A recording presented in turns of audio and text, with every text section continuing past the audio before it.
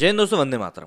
कुछ दिनों पहले फैब इंडिया का जब जश्न रिवाज का मामला निकलकर सामने आया था, जिसके बारे में हम लोगों ने बात भी करी थी, उसके बाद कई लोगों का मुझे डीएम आया कि भाई इस बारे में क्या इस तरीके से बात करना ज़रूरी है या किसी भी मामले को इस तरीके से उठाना ज़रूरी है।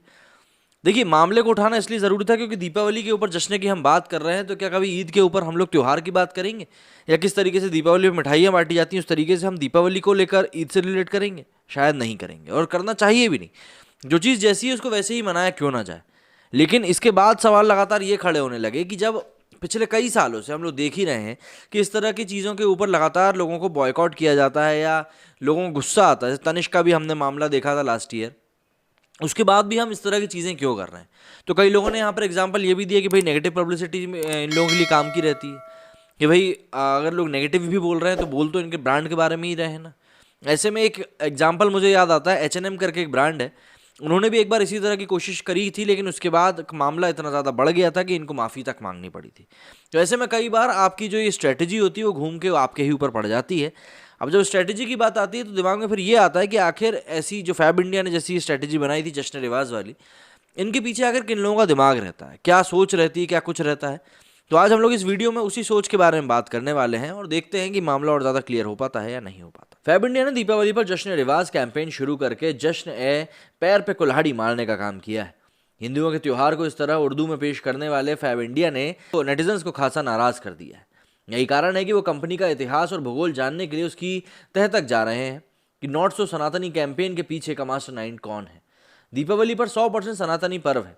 इसको लेकर ट्विटर यूजर हर्षित मेहता का धन्यवाद किया जाना चाहिए क्योंकि उन्होंने इसे गलत रूप से पेश करने वाले जेनो ग्रुप को आड़े हाथों लिया है। दरअसल इसे फैब इंडिया ने साल 2019 में डिजिटल पार्टनर्स के रूप में हायर किया था। हर्षिल ने सिलसिलेवार कई सारे ट्वीट्स किए हैं और उन्होंने लिखा है कि फैब इंडिया के डिजिटल पार्टनर का नेतृत्व तो कांग्रेसी नेता कर रहे हैं। उन्हें और उनके पति को उर्दू का बहुत शौक है। वो हिंदू फोबिक हैं और गौमूत्र का मजाक उड़ाने वाले हैं। अपने ट्वीट थ्रेड में उन्होंने कई विस्फोटक खुलासे भी किए हैं। जनवरी 2020 में रेखा राव को भारत के संचालन के लिए कंपनी में प्रबंधन निदेशक के रूप में शामिल किया गया था। ये जानकारी क्यों महत्वपूर्ण है? इसकी प्रासंगिकता को समझने के लिए सबसे पहले ये जानना जरूरी है कि जेनो ग्रुप फैब इंडिया के लिए क्या करने वाला था। एक्सचेंज फॉर मीडिया में प्रकाशित एक रिपोर्ट के अनुसार जेनो ग्रुप को ब्रांड स्ट्रेटेजी, कंटेंट डेवलपमेंट को लीड करना था और फैब इंडिया के लिए डिजिटल मीडिया के मैनेजमेंट और एग्जीक्यूशन को देखरेख करनी थी। फैब इंडिया को डिजिटल मार्केट में आगे ले जाने और इसके मैनेजमेंट को लेकर कई अन्य एजेंसियों को भी कॉन्ट्रैक्ट मिला था। हालांकि अभी तक अन्य एजेंसियों की जानकारी उपलब्ध नहीं हो पाई है। ऐसे में हम ये मान सकते हैं कि जेनो ग्रुप अभी भी इसका प्रबंधन कर रहा है।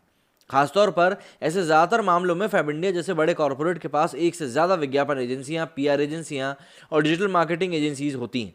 ये फैब इंडिया के मामले में भी हो सकता है, लेकिन अभी तक इंटरनेट पर कोई अन्य प्रमुख नाम जो है वो निकलकर सामने नहीं आया है। अब जेनो ग्रुप की रेखा राव पर वापस आते हैं। वो कथा कथन की सह संस्थापक भी हैं जो उर्दू साहित्य को बढ़ावा देती हैं और कथा कथन ने जश्न साहिर, जश्न प्रेमचंद, जश्न मंटो, जश्न गालिब और अन्य सहित कई कार्यक्रमों का आयोजन किया है। वैसे भी जश्न रिवाज कैंपेन और रेखा के जश्न ए XYZ शब्द के प्यार के बीच कोई संबंध नहीं हो सकता, लेकिन ये एक अजीब सा संयोग ही है। अब संयोग भी कैसा? इसके अलावा रेखा राव ने अपने कई सारे ट्वीट्स में हिंदू फोबिया प्रदर्शित किया है। उन्होंने गौमूत्र का मजाक उड़ाया, पीएम मोदी और हिंदू संस्कृति को तुच्छ दिखाने की कोशिश करी। वो अपने ट्वीट में पीएम मोदी, आरएसएस से घृणा और हिंदुत्व की आलोचना भी करती दिखती हैं। इसके अलावा वो कई मौक़ों पर गौरक्षकों पर सवाल उठा चुकी हैं। दिलचस्प बात यह है कि उनकी टाइमलाइन पर हिंदुओं के खिलाफ कई व्यंग्यात्मक ट्वीट देखे जा सकते हैं। एक मुस्लिम से निकाह करने के बाद उन्होंने आरोप लगाया था कि वो अपने पति के धर्म के कारण फ्लैट नहीं ढूंढ पा रही हैं। ट्विटर पर उनके पति अपने बायो में खुद को उर्दू का प्रबल समर्थक कहते हैं, जो अंग्रेजी भाषा में लिखा हुआ है। सीधी सी बात है भाई, अपनी लैंग्वेज को कौन नहीं बढ़ाना चाहता। दरअसल सोशल मीडिया पर फैब इंडिया का विरोध बेबुनियाद नहीं है। उन्होंने दीपावली जैसे पावन पर्व के मौके पर कलेक्शन निकाला जिसका नाम उर्दू में था। अपने विज्ञापन के जरिए फैब इंडिया ने हिंदुओं को उकसाने का काम किया। कंपनी ने कपड़ों के कलेक्शन के विज्ञापन में दीपावली को जश्न रिवाज बताया था, लेकिन सोशल मीडिया पर इसका लगातार विरोध होने के बाद उन्होंने इस हिंदू विरोधी विज्ञापन को हटा दिया। मालूम हो कि फैब इंडिया की शुरुआत 1960 में जॉन बिल्सन ने की थी। वो फोर्ड फाउंडेशन ग्रांट पर कॉटेज इंडस्ट्रीज एम्पोरियम के सलाहकार के रूप में भारत आए थे और उसके बाद ये ब्रांड जो है उसकी शुरुआत की गई थी। अब यहाँ पर हमने बात करी कि आखिर वो माइंड कौन है जो कि सारे कैंपेन्स को रन कराते हैं।